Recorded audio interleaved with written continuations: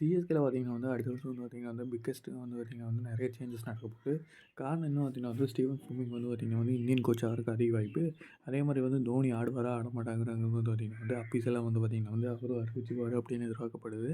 இப்படி தோனி வந்து பார்த்தீங்கன்னா வந்து ஆன்லைனில் வந்து சென்னையோட ரிட்டர்ன் சீசன் வந்து எப்படி இருக்குன்னு பார்த்தீங்கன்னா வந்து ருத்ராஜ் ஜடேஜா வந்து ஃபஸ்ட்டு டேஸ்னா இருப்பார். அதுக்கப்புறம் பார்த்தீங்கன்னா வந்து ருத்ராஜ் கைவிட்டு வந்து பார்த்தீங்கன்னா வந்து கேப்டனாக இருப்பார். அதுக்கப்புறம் பார்த்தீங்கன்னா 14ஆம் பண்ணுவாங்க. அதே மாதிரி சிவன் துபேவும் பண்ணுவாங்க.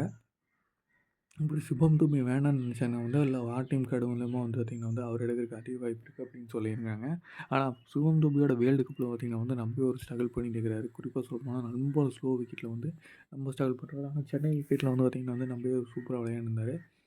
இதனால் வந்து பார்த்திங்கன்னா வந்து சிவம் துபை வந்து பார்த்திங்கன்னா வந்து 7 விட்டு மார்க்காக எடுப்பாங்களா அப்படிங்கிறது வந்து பார்த்திங்கன்னா எதிர்பார்க்கப்படுது.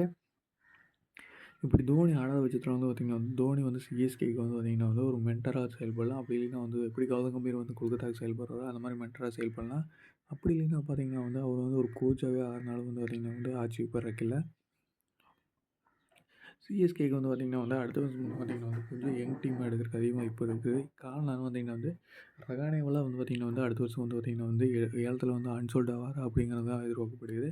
இதனாலேயும் வந்து பார்த்திங்கன்னா வந்து டெவன் கன்வேக்கு வந்து பார்த்திங்கன்னா வந்து ஒரு நல்ல ஒரு ஓப்பனர் வந்து பார்த்திங்கன்னா ருத்ராஜ் இருந்தார்.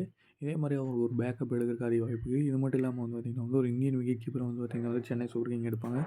அவங்களோட மெயின் டார்கெட் லிஸ்ட்டில் வந்து பார்த்திங்கன்னா வந்து யார் இருப்பாங்க பார்த்திங்கன்னா துருஜுல் எடுப்பாங்க பார்த்திங்கன்னா வந்து ஃபைனலில் வந்து கொல்கத்தா கூட வந்து பார்த்திங்கன்னா வந்து சென்னை பிச்சில் ஒரு ஸ்லோ விக்கெட்டில் ஒரு 50 ரன் அடித்து அவரோட திறமையை வந்து நல்லாவே வெளிப்படுத்தியிருந்தார். அது மட்டும் இல்லாமல் இந்திய டீமுக்கு வந்து பார்த்திங்கன்னா வந்து டெஸ்ட் கிரிக்கெட்லேயும் வந்து பார்த்திங்கன்னா வந்து ஒரு சூப்பரான ஒரு இன்னிங்ஸ் ஆடி அவரோட திறமையை வந்து பார்த்திங்கன்னா வந்து மீண்டும் மீண்டும் இல்லையே வந்து பார்த்திங்கன்னா வந்து இந்த ஆக்ஷன் வந்து பார்த்திங்கன்னா வந்து சிஎஸ்கே வந்து துருஜுவால் டார்கெட் பண்ணுறதுக்கு அதிக வாய்ப்பு இருக்குது.